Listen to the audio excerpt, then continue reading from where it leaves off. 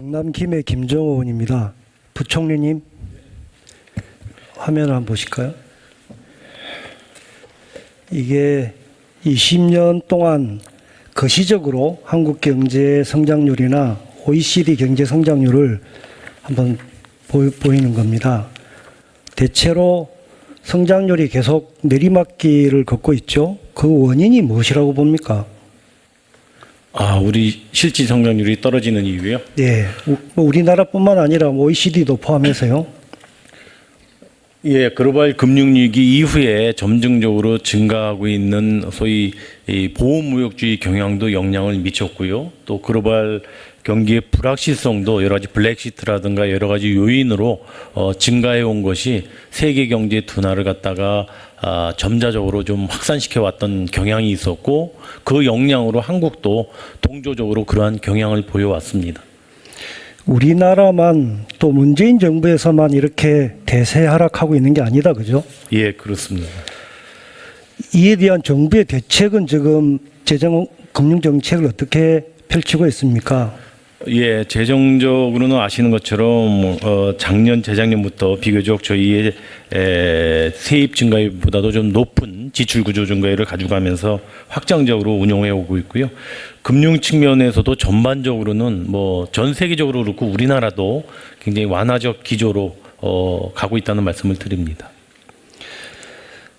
정부는 물론 여야도 저런 확장적 재정 지출, 완화적 금리 인하 동의를 하고 있는데요. 실제로 말과 행동은 좀 다른 것 같습니다.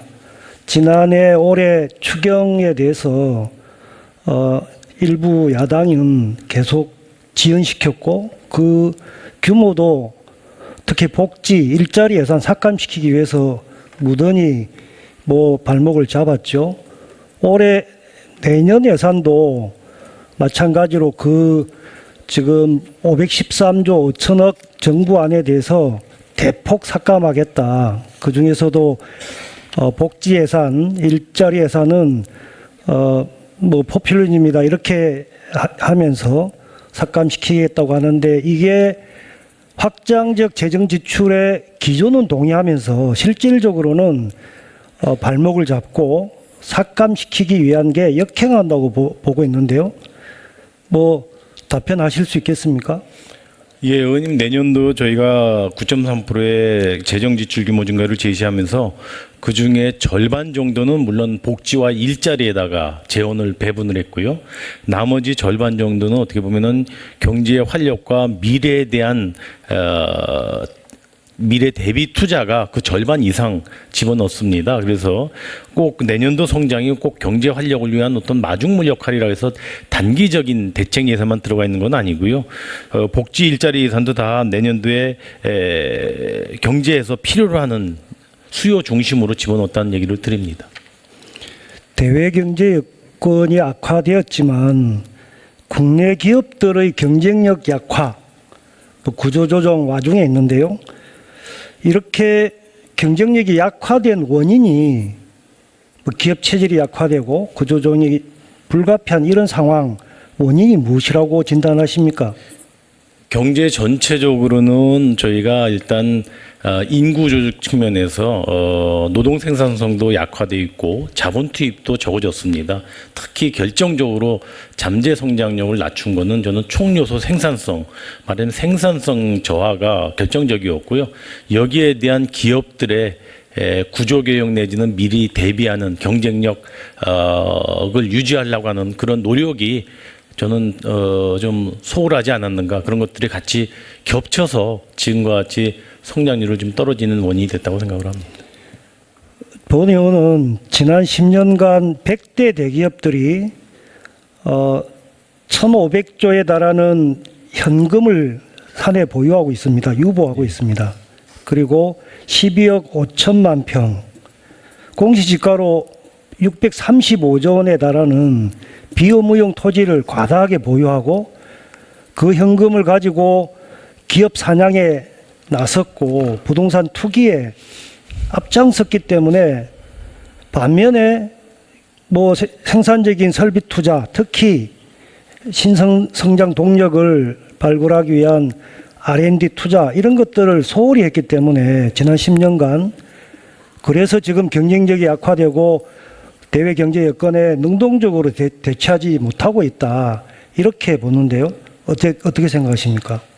예, 의원님 지금 말씀하신 대로 기업들이 지금 말씀하시는 뭐 막대한 사내 유보금이라든가 비업무용 토지와 관련되는 비업무용 자산을 많이 갖고 있음에도 불구하고 미래에 대비하려고 하는 어떤 미래 대비 투자, 기업 경쟁력 제고를 위한 투자 같은 데 조금 더 했어야 되지 않는가 하는 저도 아쉬움을 갖고 있습니다. 최근에 특히 들어와서 그와 같이 투자를 좀 주저하는 경향이 더 있어서 좀 우려감을 갖고 있습니다. 이렇게 기업 투자, 민간 소비가 둔화되고 위축되는 상황에서 경제 성장률을 끌어올리기 위한 활력을 불어넣기 위한 재정 역할이 크죠? 예, 민간이 하지 못하는 분야를 재정이 예. 메꾸는 것은 굉장히 중요하다고 생각합니다. 지난 하반기 이래 올해 상반기까지 재정 기여도가 어느 정도 될 것 같습니까? 재정 성장에 대한 재정 기여도로 보면요. 예전에 오히려 민간 기여 성장 기여도가 높았었는데 최근 2, 3년간은 당연히 재정 기여도가 높았고 재정에 의해서 성장 견인이 됐던 포션이 컸습니다. 상대적으로 재정의 역할이 컸지만은 또 거꾸로 얘기해 보면은 민간의 역할, 민간의 투자가 그만큼 적었다는 것을 또 의미하기도 합니다. 보다 경제 활력을 적극적으로 제고하기 위해서 과감한 재정 지출 확대, 금리 인하 필요하다고 생각하는데요. 총리님 어떻게 생각하십니까, 부총리님? 예, 금리에 대해서는 뭐 제가 말씀드릴 수 있는 사안이 아니기 때문에 별도로 하더라도 재정 관련해서는 아까 말씀드린 대로 재정의 건전성 그리고 재정 여력 범위 내에서는 정부는 최대한으로 지출하고자 노력했다는 말씀을 드리고요. 그 상황에서 중기적으로 재정 건전성 유지하는 것도 굉장히 중요하기 때문에 정부로서는 두 가지 변수를 다 같이 놓고 재정 역할을 극대화하는 데 노력했다는 말씀을 드립니다. 어제 오전에 통계청 발표에 조금 놀랐는데 지난 8, 9월에는 고용률이 높아지고 실업률도 낮아지고 약간의 경기 호전에 대한 기대를 갖게 했는데 어제 그 통계청 발표의 경제활동 인구 부가조사 결과를 보면 그동안 정부가 비정규직 감소를 위해서 무던히 애를 썼음에도 불구하고 정작 비정규직이 크게 증가했어요. 그 원인 무엇입니까? 예, 의원님 비정규직을 정규직화하려는 정부의 정책 발표한 이후에 집행 실적을 보면은 굉장히 착실하게 진행이 되고 있고요. 오히려 목표한 것보다는 더 빠르게 정규직 전환이 이루어지고 있는 게 사실입니다. 다만 어제 그저께 발표된 그 경활 부가조사에서 비정규직 조사에서 특이점이 하나 있었습니다. 2021년도에 ILO의 새 지침을 적용하도록 저희가 돼 있는데 이번에 비정규직을 조사하면서 그 여러 가지 지침 중에 한 가지 요소인 그 비기간제 근로자에 대한 조사에서 사실은 예비적으로 한 가지 더 추가적으로 병행 조사를 했습니다. 그게 고용 계약 기간이 정해져 있지 않은 경우에도 예전에는 묻지 않았는데 고용 예상 기간이 얼마라고 보느냐 하면서 이 항목을 2021년도에 물어봐야 될 항목인데 예비적으로 2021년에 본격적으로 하기 전에 같이 이번에 조사하면서 병행 조사를 했는데 이것이 이 기간제 근로자의 응답에 굉장히 큰 영향을 미친 걸로 저희는 분석을 하고 있습니다. 그래서 작년 통계하고 올해 통계를 시계열적으로 연속적으로 이렇게 비교하기에는 적절하지 않다라고 보고 있고요. 그 요인에 의해서 보면은 저희가 이렇게 좀 대략적으로 분석하여 한 거면은 그와 같은 병행 조사에 따른 효과가 약 35만에서 50만 정도로 저희가 보고 있고요. 그런 와중에서도 소위 전체 취업자가 증가하면서 비정규직은 당연히 증가를 합니다. 이번에 정규직 취업자가 한 51만 명이 증가했는데요. 통상적으로 취업자가 증가하면서 한 3분의 1 정도는 비정규직이 증가하는 형태로 나옵니다. 형태가. 그래서 51만 명 중에 한 3분의 1 정도 되는 한 15만에서 한 20만 명 정도는 저희도 비정규직이 늘어났다고 생각을 합니다.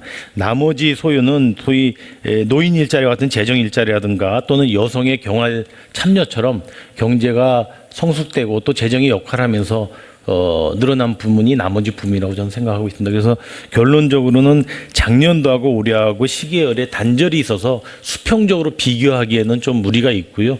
그 조사의 본 목적대로 좀 읽을 수밖에 없지 않는가 싶습니다. 예, 비정규직에서 정규직으로 전환, 공공 분야든 기업 분야든 보다 적극적인 대책이 필요합니다. 그리고 근로 조건에 따른 차이에 따른 차별이 되지 않도록 차별을 완화하는 시정하는 그런 노력들이 적극적으로 필요할 텐데요. 어떤 계획을 지금 대책을 강구하고 있습니까?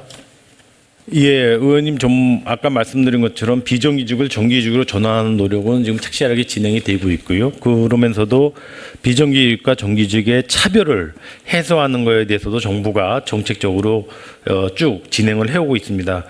가장 큰 거는 기간제 등 비정규직에 대한 차별 시정 차원에서 차별 진단과 또 차별 컨설팅해주는 그러한 작업들을 전국적으로 진행을 하고 있고요. 두 번째는 비정규직을 정규직으로 전환할 때 정부가 할 수 있는 역할이 정규직 지원 전환금을 좀 제공한다든가 또는 세액공제를 지원한다든가 하는 간접적인 정책적 지원이 되겠습니다. 예를 들어서 지원 시에 1인당 최대 1,000만 원까지 소득세와 법인세를 공제해 주는 게 올해 말에 끝나도록 돼 있었는데요. 일단 저희가 일몰 연장 조치를 해서 좀 지원 조치를 하고 있다는 말씀을 드리고요. 마지막으로는 차별 시정할 수 있는 근본적인 제도 개편, 기간제 사용 사유에 대한 제한 등 제도 개선 문제도 같이 검토를 하고 있는데 이 문제에 대해서는 현재 관계부처 간의 협의도 진행되고 있지만은 엊그저께 시작됐던 제2기 경사노위에서 요 차별 시정 방안을 본격적으로 논의해서 적용할 예정이라는 점을 말씀을 드립니다. 네.